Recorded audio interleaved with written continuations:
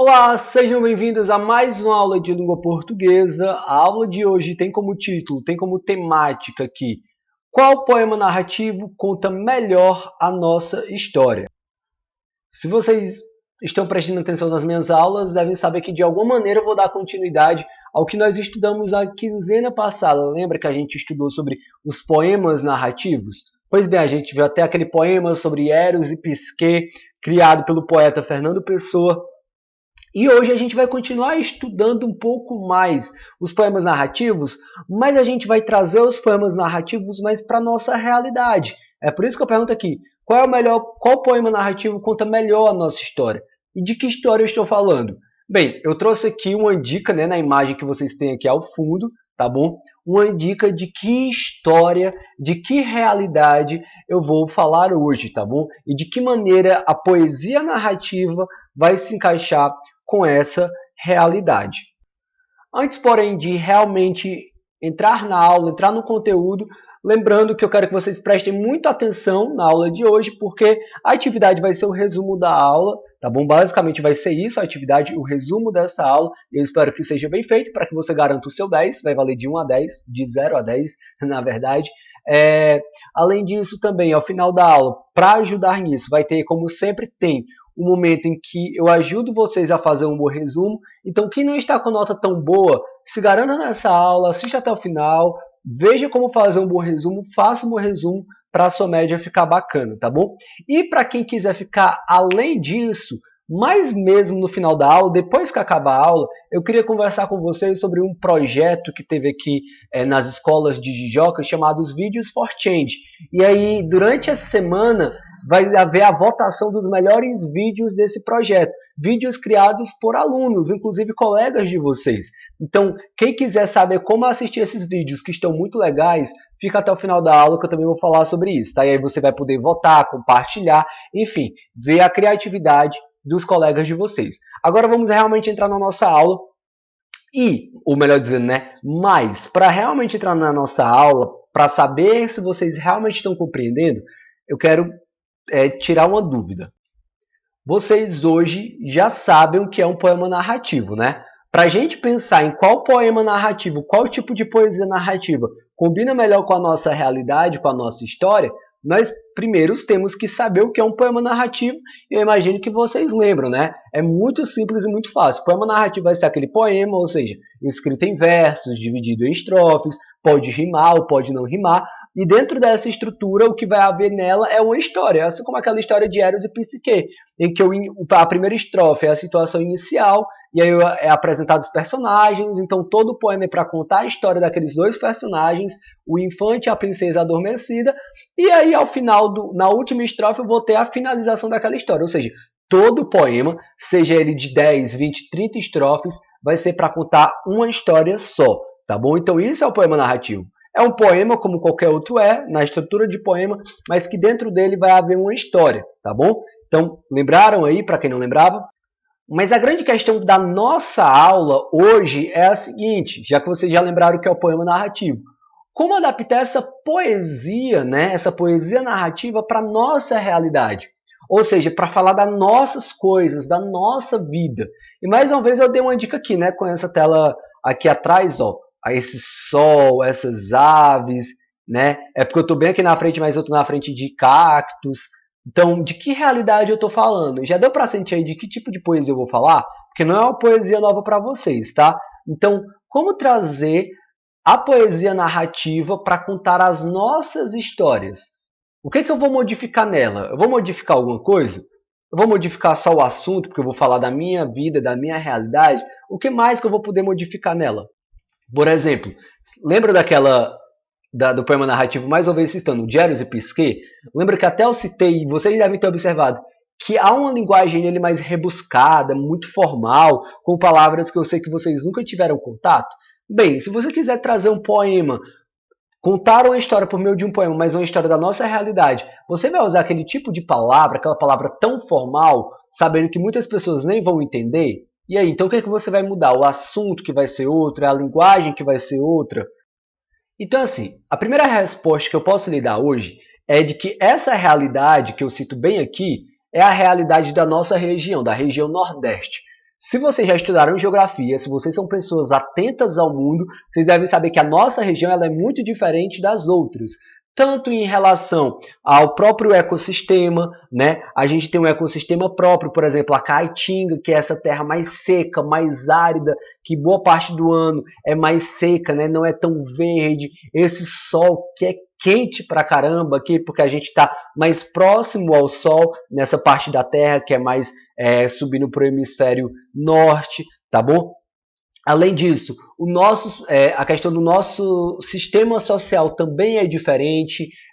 A escolaridade aqui por muito tempo foi diferente do da região sul, sudeste. Hoje em dia, graças a Deus, está mudando, mas até, por exemplo, 100 anos atrás, a questão aqui de alfabetização era muito pequena, poucas pessoas eram alfabetizadas. Enfim, a nossa região ela é muito diferente das outras.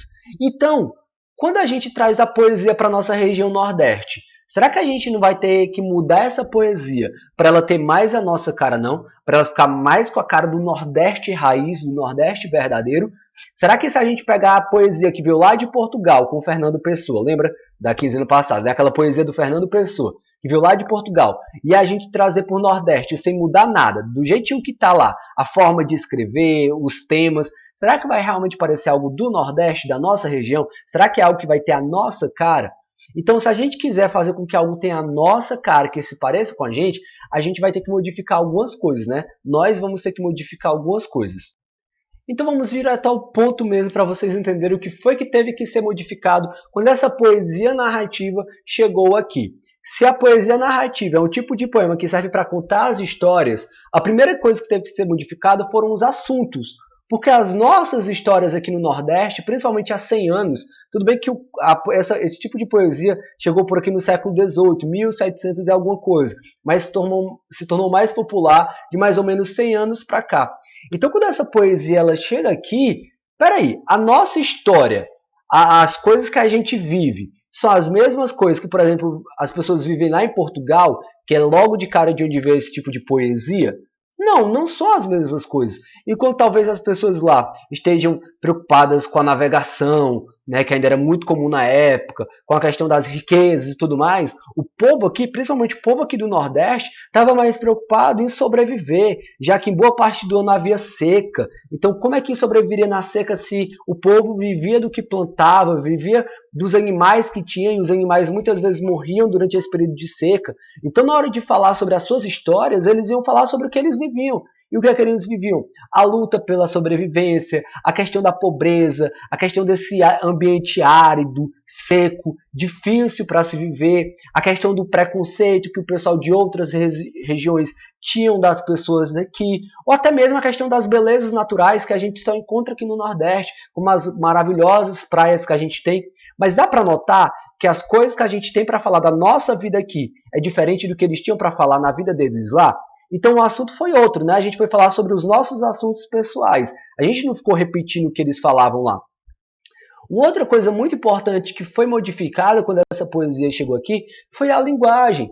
Tudo bem, nós podemos fazer uma poesia narrativa de maneira formal, podemos usando a linguagem formal, mas para ficar mais com cara do Nordeste, por que a gente não faz uma poesia usando as palavras que nós usamos aqui, do nosso jeitinho, da forma como a gente fala, até para as pessoas ouvirem e falarem, ah, coisa boa de se ouvir, sabe? Já que é a nossa linguagem, ok? Então a linguagem também foi modificada para se parecer mais com o nosso jeitão de ser e o nosso jeitão de falar, tá bom? Uma outra coisa que foi modificada aqui foram as ilustrações, porque, claro, às vezes principalmente há séculos atrás, era muito comum que os livros viessem com ilustrações. Até hoje ainda é, mas antes era mais. Então, quando essa poesia chega aqui, ao invés de imitar a maneira de pintar que os europeus tinham, que o pessoal de outras regiões tinha, pensaram, para realmente ficar a nossa cara, por que a gente não faz uma poesia, por que a gente não ilustra essa poesia com o nosso jeito de pintar aqui? E é aí que surgiu, por exemplo, começou a ser mais popular a xilogravura. E o que é a xilogravura? É você pegar um pedaço sólido, muitas vezes de madeira, né, fazer um desenho ali, depois colar o papel em cima. E aí quando você tira, tá o contorno e tá o desenho que você queria. Isso já era muito comum aqui no Nordeste, como algo artesanal, como algo mesmo de arte. E aí juntar essa arte que é do Nordeste a essa poesia que ia se tornar com a cara mais nordestina, ok? E uma outra coisa que mudou foi o suporte. E o que eu quero falar com o suporte? Suporte é aquilo que carrega o texto. Todo texto ele é carregado em algum lugar, né? Por exemplo, o texto, quando vocês leem, quando eu falo assim, abra o livro na página tal para ler tal texto. Qual é o suporte desse texto que você está lendo? O livro didático, que é onde ele está, tá bom? Muitas vezes, quando vocês vão ler uma notícia que aparece no Facebook, vocês clicam e vão ler. Qual é o suporte daquele texto? É a internet, é a página virtual, é onde ele está. E essa poesia narrativa do Nordeste, onde é que ela ia ser levada? Como é que ela ia ser levada? Óbvio, no papel, mas que tipo de papel? E aí se criou uma ideia de trazer cadernetas menores, mas com muitos desenhos, que no caso as ilustrações, as estilogravuras, ok? E mais do que isso, para ter ainda mais a nossa cara, essas histórias, elas não iam ser vendidas, por exemplo, colocando em estantes. Pensaram em algo que tivesse muito a cara do Nordeste. E foi aí, pessoal, que surgiu o cordel. E eu sei que muitos de vocês já sabiam que eu estava falando dele, porque as dicas são mais do que óbvias e não é a primeira vez que vocês estudam sobre esse gênero. Então aqui serve mais como uma recapitulação, ok?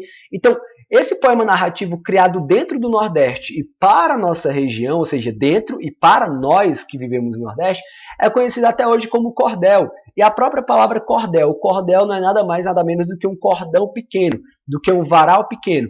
Então, algo muito próprio do Nordeste sempre foi e ainda é a questão dos varais de roupa, onde se colocam roupas e tudo.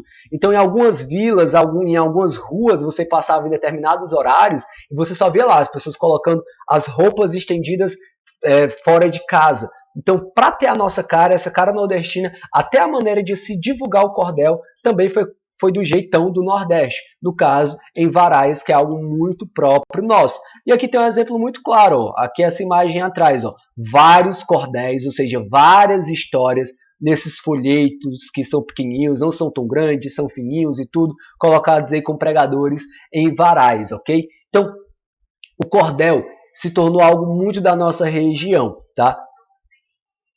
Foi uma forma de realmente pegar algo que já existia, no caso a poesia, mas dar a nossa cara para aquilo. Sabe quando, por exemplo, se você é mais criativo, quando você pega uma roupa, você fala, peraí, essa roupa é bonita, mas eu posso transformar ela numa roupa melhor. E aí você corta um pedaço da manga, ou desenha alguma coisa nela, para justamente ela ficar a sua cara. Ou seja, você não criou algo do nada, mas você fez ela ficar a sua cara. E foi isso que fizeram com a poesia narrativa, ao transformá-lo no que hoje a gente entende pelo cordel, que é essa poesia que tudo que é nela é nosso, é a nossa cara. São as histórias, que são histórias do Nordeste, é a nossa linguagem, ou seja, o nosso jeito de falar, até os desenhos, que são as estilogravuras, é muito próprio do Nordeste, a maneira de divulgar em varais é tudo muito do Nordeste, então tudo no cordel é bem nordestino, nada é copiado de outro lugar. E graças a essa arte cordelista, ou seja, a essa arte dos cordéis, dessa poesia narrativa que é tão própria, que é tão nossa, é que foi-nos possível conhecer gênios que talvez não teriam sido conhecidos sem o cordel. Gênios como, por exemplo, Patativa do Assaré. É muito provável que você já tenha ouvido falar dele. É um grande cearense. Como eu falei, é um grande cearense, alguém muito importante na história do Ceará, e talvez o fato de a gente nem falar tanto no Patativa, ou muitas vezes nem conhecer tanto seus poemas, prova que talvez a gente não valorize a nossa própria cultura. Talvez a gente valorize mais o que vem de fora do que o que é criado aqui dentro. Porque como é que pode? Um homem como esse, tão conhecido mundialmente, estudado até em universidades, tá? Como na França, estudado lá em universidades, na França, em outros países europeus, em outros países pelo mundo, como é que esse homem, muitas vezes, é tão pouco conhecido aqui mesmo dentro do Ceará? Então fica aí o alerta até para o quanto a gente está ou não valorizando e amando a nossa própria cultura, o nosso próprio jeito de se expressar por meio da arte, tá bom? E eu quero mostrar um pouco aqui da história do Patativa, mas não daquela forma básica, como muitas vezes a gente mostra, ele nasceu em tal ano, foi assim que ele viveu e tudo mais. Não, eu quero mostrar o Patativa por meio da própria poesia dele. Mas antes disso, eu quero mostrar aqui um dos poemas que ele tem, até para exemplificar o que seria então realmente o cordel. tá bom? Eu estou falando muito de cordel, mas ainda não mostrei nenhum poema de cordel. E eu queria mostrar agora um para vocês e um do Patativa. O poema que eu vou ler agora para vocês se chama A Terra é Natural. Se você ler com calma o título para o qual eu estou apontando aqui, você já vai perceber aí um toque regional, né? Na palavra natural, que o correto formalmente é escrever natural, sem um acento e com L no final. Porém, muita gente ainda hoje, né, vamos dizer assim, nessa linguagem mais corriqueira do dia a dia, nessa linguagem mais natural, mais regional, acaba falando natural, cortando, né, o L, não pronunciando o L. Então vamos dar uma lida agora nesse poema. Então acompanhe comigo aqui. O poema diz o seguinte: esta terra é como o sol, que nasce todos os dias, brilhando o grande, o menor, e tudo que a terra cria. O sol que lareia os montes, também as águas das fontes, com a sua luz amiga, potrege, no mesmo instante, do grandaião elefante, a pequenina formiga. Esta terra é como a chuva, que vai da praia à campina, moe a casada, a viúva, a véia, a moça, a menina. Quando sangra o nevoeiro para conquistar o aguaceiro, ninguém vai fazer fuxico, pois a chuva tudo cobre, moe a tapera do pobre e a grande casa do rico. Primeiro de tudo a ser observado, que eu acho que não passou despercebido para ninguém, é aquilo que eu falei sobre a linguagem, né? Essa linguagem que tenta imitar a maneira como a gente fala, ou pelo menos como parte do nosso povo falava há décadas atrás, né? Principalmente as pessoas menos estudadas, mas se tornou uma linguagem nossa. Não importa se elas falavam assim por ter estudo ou por não ter, o que importa é que se tornou uma linguagem nordestina, muito regional, muito própria nossa.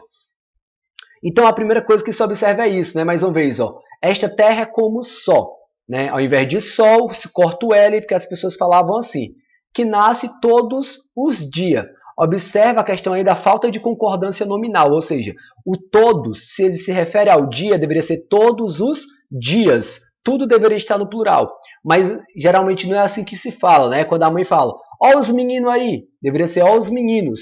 Mas às vezes o plural não é colocado em todas as palavras. E aí, né, a questão do R, né, ao invés de brilhando, brilhando, e por aí vai. Então, o Patativa aqui, ele tenta imitar a linguagem das pessoas no dia a dia. E aí você observa que isso não é à toa. Mais uma vez, é para que a linguagem se torne até mais bonita de ser ouvida. Observe a forma como eu li há pouco tempo. Foi tentando justamente imitar até a forma de falar, o sotaque dessas pessoas que falam assim. Porque era isso que o Patativa tentava fazer ao escrever sua poesia dessa maneira. Então vocês entendem que essa poesia ela tenta se aproximar o máximo possível da nossa realidade, inclusive da nossa maneira de falar. E eu te pergunto, não é gostosinho ouvir um poema assim, né, com esse jeitinho meu cabloco, meu nordestino de se falar? Então, nada aqui é à toa. E para além da linguagem, o que a gente observa aqui é a beleza da mensagem desse texto. Ele está falando da nossa terra, ou seja, do Ceará, do Nordeste. O quanto a nossa terra é abençoada. Ela é abençoada como o sol, por exemplo. Porque assim como o sol leva luz ao pequeno, ao grande, leva luz, como falar, ao elefante ou à pequenina formiga, a nossa terra também ela está aí para dar alimento a todo mundo. E ele, na segunda estrofe, ele compara a terra agora como a chuva. Porque assim como a chuva ela vai da praia à campina, assim como ela chega até a casada, a viúva, a véia, a moça e a menina, né? Assim como ela também chega até a tapera do pobre, ou seja, até o casebre do pobre, e ela chega até a grande mansão do rico, então a terra também é assim. Ela está aí para abençoar todo mundo. Então olha que mensagem bonita. Então se junta uma linguagem que é gostosa de se ouvir, com também uma mensagem muito bonita. Então eu espero que vocês tenham compreendido já a partir de agora melhor como se constrói esse poema que a gente chama de cordel. Vocês observaram a linguagem, observaram o assunto, né? O assunto é a nossa terra e o quanto ela é maravilhosa, ok? A linguagem é essa que vocês viram, essa linguagem que se aproxima da nossa realidade, que se aproxima da maneira como o nosso povo fala. Mas aí, se você for alguém crítico, ou seja, que procura analisar com calma as coisas, você pensa, mas professor, será que o Patativa, como tantos outros poetas, não escreviam com essa linguagem porque era a única que eles sabiam? Por exemplo, eles poderiam não ter estudo e por isso escreviam dessa forma, né? Ou seja, eles não escreviam de uma maneira formal, não porque eles queriam, não porque eles não queriam, mas porque eles não sabiam. Então eles escreviam dessa maneira matuta regional, justamente por não ter o conhecimento formal da língua. Será que é por isso? Será que foi por isso que o cordel surgiu? Porque os poetas aqui do Nordeste não sabiam escrever de outra forma ou sobre outras coisas? Bem, então a gente vai aproveitar duas coisas de uma vez. Primeiro vamos conhecer um pouco mais sobre o Patativa, sobre a própria história dele, e ao mesmo tempo vamos descobrir se isso é verdade ou não, por meio do poema O Agregado e o Operário, tá bom? Então me acompanhe nessa leitura, eu vou baixando aqui a cada estrofe. Tem várias estrofes, mas eu só vou ler 4, que é o suficiente para vocês entenderem quem foi o Patativa e mais ou menos quais eram as suas principais ideias, enquanto poeta e enquanto ser humano, ok? Vamos lá. Esse é um poema em que o próprio Patativa se apresenta a nós, como os vários dos poemas que ele já fez, contando um pouco sobre a vida dele. Ele diz o seguinte: sou matuto do Nordeste, criado dentro da mata, caboclo cabra da peste, poeta cabeça chata. Por ser poeta roceiro, eu sempre fui companheiro da dor, da mágoa e do pranto. Por isto, por minha vez, vou falar para vocês o que é que eu sou e o que é que eu canto. Sou poeta agricultor, do interior do Ceará. A desdita, o pranto e a dor, canto aqui e canto acolá. Sou amigo do operário, que ganha um pobre salário, e do mendigo indigente, e canto com emoção o meu querido sertão e a vida de sua gente. Procurando resolver o espinhoso problema, eu procuro defender, no meu modesto poema, que a santa verdade encerra, os camponeses sem terra que o céu deste Brasil cobre, e as famílias da cidade que sofrem necessidade morando no bairro pobre. Eles vão no mesmo itinerário, sofrendo a mesma opressão. Nas cidades, o operário e o camponês no sertão. Embora um do outro ausente, o que um sente, o outro sente. Se queimam na mesma brasa e vivem na mesma guerra, os agregados sem terra e os operários sem casa. Então a primeira coisa que eu queria observar com vocês aqui é o próprio poeta, o Patativa, contando um pouco da história dele para a gente. Ele é um matuto do Nordeste, ele nasceu no interior do Ceará, ele é mesmo cabeça chata, como muita gente, né, chama os nordestinos, os cearenses, por ter uma cabeça, pelo menos alguns, mais, vamos dizer assim, comprimidinha, né, espremidinha e tudo mais, aquela cabeça retinha aqui em cima, que muitas vezes não tem a curva, tá bom? E ele se apresenta como agricultor, ele conta um pouco da vida dele nas duas primeiras estrofes e depois ele passa a falar sobre as suas principais ideias. E ele diz o seguinte, que como poeta ele tenta ajudar as pessoas com a poesia dele. E uma das coisas que ele mais procura lutar é pelas pessoas pobres, sejam elas os mendigos indigentes que ficam na rua, na pobreza, sem ninguém olhar para eles, sejam os operários que moram nas cidades grandes sem mal ter o que ganhar para sobreviver, para comprar uma casa, muitas vezes morando de aluguel. E aí, para entender o que ele está falando, você precisa retomar um conhecimento, que eu espero que você tenha, que nessa época aqui, década de 30, 40, entre 20 e 40, foi muito grande, gente, a demandada de nordestinos para São Paulo, na crença de que poderiam ter uma vida melhor. Mas ao chegar lá, conseguiam comer com o dinheiro que ganhavam? Até conseguiam, mas não conseguiam ganhar muito dinheiro realmente para viver bem e muitas vezes nem dinheiro para ter uma casa própria eles tinham como ter, ok? Então o povo sofria lá em São Paulo quando ia e o povo sofria aqui no Nordeste com a seca quando ficava. E o Patativa, com a sabedoria que ele tinha, ele entendia que quem ficava aqui e quem ia para lá sofria do mesmo tanto e merecia a mesma ajuda. Tá bom? Então olha que legal conhecer o Patativa por essas 4 estrofes, né? Tanto um pouco da história dele, como também as ideias que ele defendia. Só que eu peguei esse poema não apenas para falar um pouco sobre a história do Patativa. Eu peguei esse poema para mostrar o quanto ele realmente é genial, como eu falei alguns slides atrás, tá bom? Primeiro observem que aqui ele não usa nem o traço de linguagem regional. Todas as palavras que ele usa estão usadas formalmente daquilo que a gente chama de maneira correta. Nada aqui está escrito errado, nada aqui é uma linguagem que a gente considera apenas regional. Ou seja, a primeira coisa que nós entendemos é que o Patativa, ele sabia, assim como os outros poetas, escrever de maneira formal. Ele era inteligente o suficiente para isso. Ele não teve tanto estudo, mas ele era o chamado autodidata, ou seja, ele conseguia aprender muito fácil. Mas então, por que sabendo escrever de maneira formal, ele escrevia de maneira tão regional os outros poemas? Porque ele queria, justamente para dar cara ao nosso Nordeste dentro da poesia, para ser uma poesia realmente bem nordestina. E aqui, gente, quando ele escreve assim, dá a entender o quê? Que com esse poema, ele quer se comunicar com o Brasil inteiro, mostrar para o Brasil inteiro as suas ideias. Por isso que ele escreve de uma maneira mais formal, para que todo o Brasil compreenda o que ele quer falar.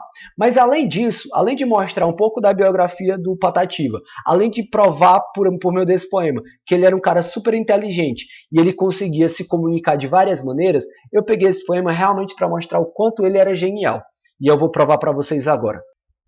E aí, para não desperdiçar o slide, né, tá aqui o que eu coloquei, acabei de falar para vocês, né? Vamos observar o que faz a poesia dele ser especial, ou melhor, genial. Aqui há as duas primeiras estrofes do poema que a gente acabou de ler. Vocês estão observando essas letras aqui ao redor? Mas calma, aquietem um facho aí, não se aperreiem, vocês já vão entender do que é que eu estou falando, tá bom? Vamos só observar que é um poema, como vocês conseguiram notar na minha leitura,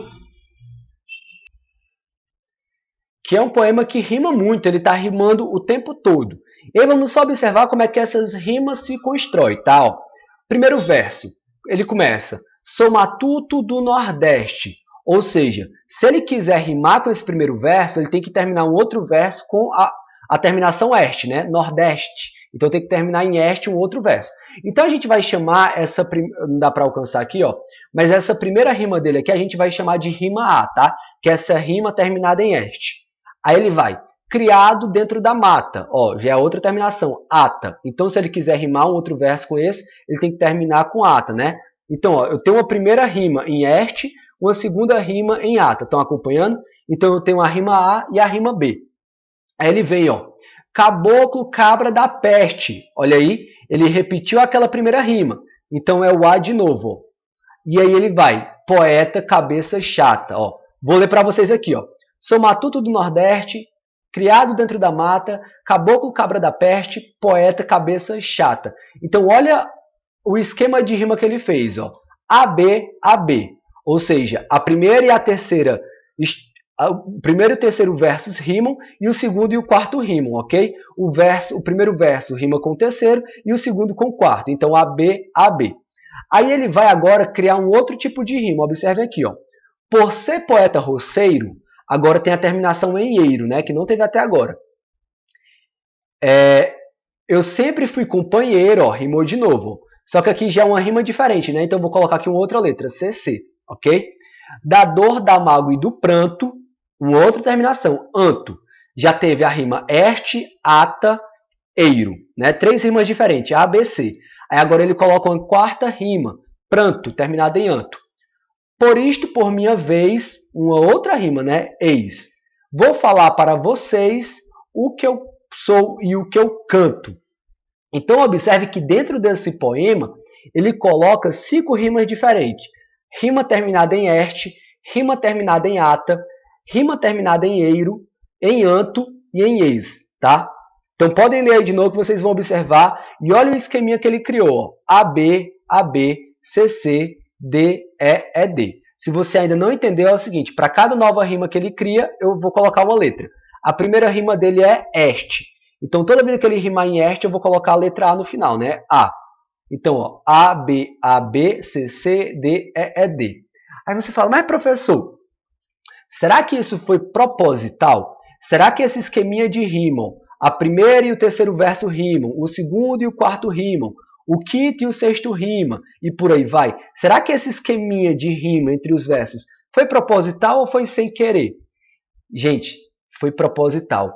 E a prova disso é que em todas as outras estrofes, ele segue essa mesma ordem. AB, AB, CC, D, E, D.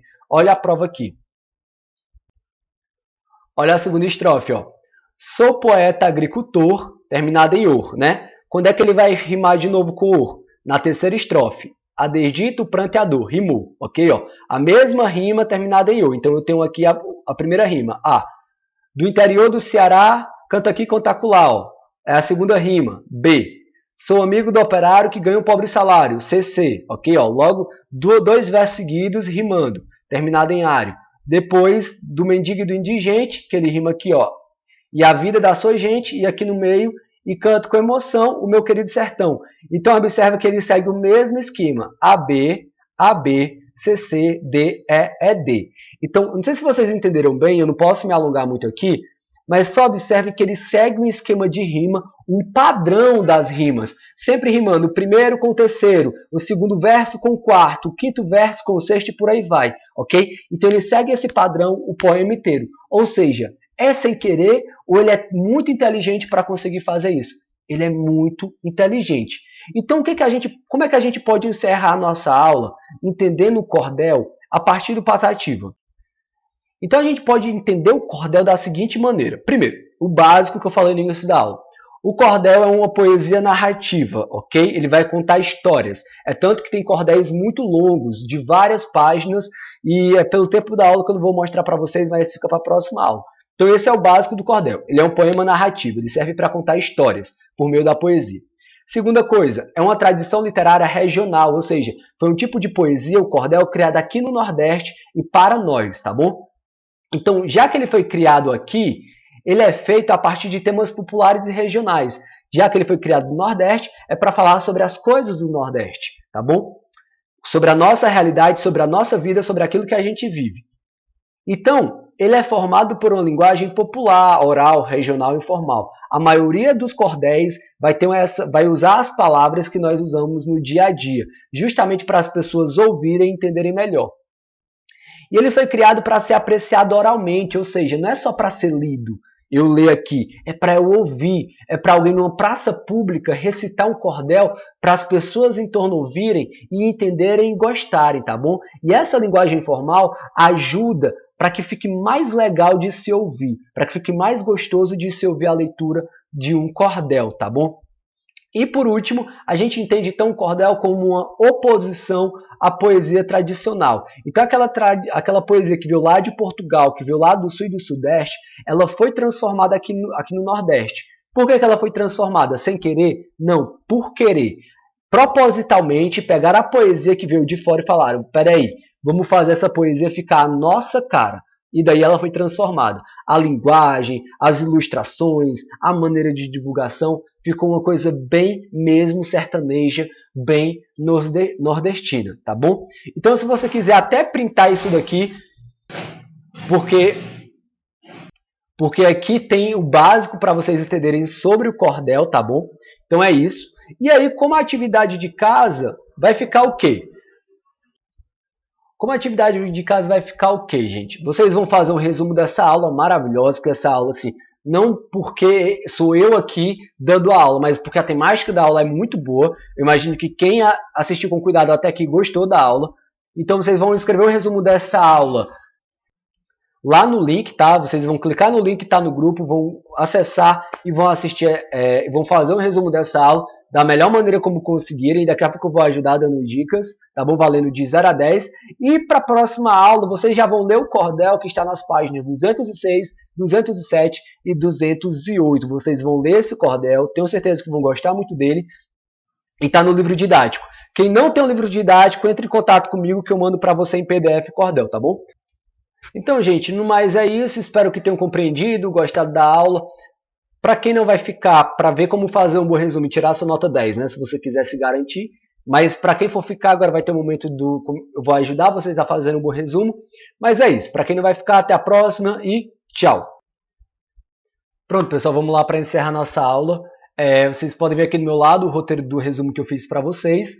Ele foi dividido em 6 pontos, ou seja, divida o roteiro, no caso, divido o resumo de vocês em 6 parágrafos, já para de cara eu perceber que você está seguindo o roteiro, tá? Aí eu vou ler com calma para ver o quão bem você fez ou não. Mas dividir em 6 parágrafos já vai fazer eu perceber que você ficou até o final. Então, no primeiro parágrafo, você vai explicar o que é o poema narrativo. A gente começa logo a aula relembrando o que é o poema narrativo. No segundo parágrafo, você vai explicar o que foi adaptado na poesia narrativa quando ela chegou em nossa região. eu faço um primeiro momento de aula tentando mostrar a importância, né, dessa adaptação de várias coisas quando chega na nossa região. E aí eu falo sobre a poesia. E aí tem um determinado momento em que eu falo sobre tudo que foi adaptado quando essa poesia chegou até aqui. Eu começo falando sobre os assuntos que foram modificados, eu dou exemplos e por aí vai, tá? Mas foi muito mais do que os assuntos. Então, o segundo parágrafo ele tem que estar um pouquinho maior, tá? Já que são mais detalhes do que foi adaptado quando essa poesia chegou aqui. No terceiro parágrafo, você vai explicar como ficou conhecida essa poesia narrativa em nossa região. Ou seja, bem rápido o terceiro parágrafo. É só para falar qual foi o nome que foi dado a essa poesia narrativa quando ela ficou com a cara do Nordeste, né? E aí o porquê desse nome. Tem um nome específico e o porquê desse nome. No quarto parágrafo, você vai explicar sobre o que fala o poema Terra Naturada, do Patativa. Eu li esse poema para vocês, falei sobre o que se trata, você vai falar sobre o que se trata e o que, é que pode ser observado de especial nele, o que torna esse poema especial. No quinto parágrafo, você vai explicar sobre o que fala o poema O Agregado e o Operário, foi o último poema que eu li, e o que há nele que faz Patativa ser considerado um poeta especial. Eu li para vocês O Agregado e o Operário, que ele tem uma linguagem até mais formal, né, e tudo mais, e que o Patativa conta um pouco mais sobre a história dele. Vocês vão detalhar isso no quinto parágrafo, e vão dizer aí o que foi que eu expliquei que faz com que o Patativa seja especial. Eu expliquei um detalhezinho, um esquemazinho que ele faz no poema, que faz a gente perceber que, poxa, o Patativa era realmente um homem muito inteligente. E aí no sexto e último parágrafo vocês vão detalhar quais são as principais características do cordel. Foi um dos últimos slides que eu mostrei para vocês, em que eu coloco lá em ordem as características principais do cordel, tá bom? Então foi isso a nossa aula. Eu falei no início da aula que eu ia falar sobre o projeto Videos for Change, mas pelo tamanho da aula, eu vou deixar para falar sobre esse projeto em outro vídeo, eu vou criar um vídeo só para isso, tá bom? E aí em algum momento hoje no grupo eu vou estar colocando o vídeo sobre o Videos for Change para vocês conhecerem melhor, tá bom? Então é isso, até a próxima e tchau! Opa! Tchau, pessoal!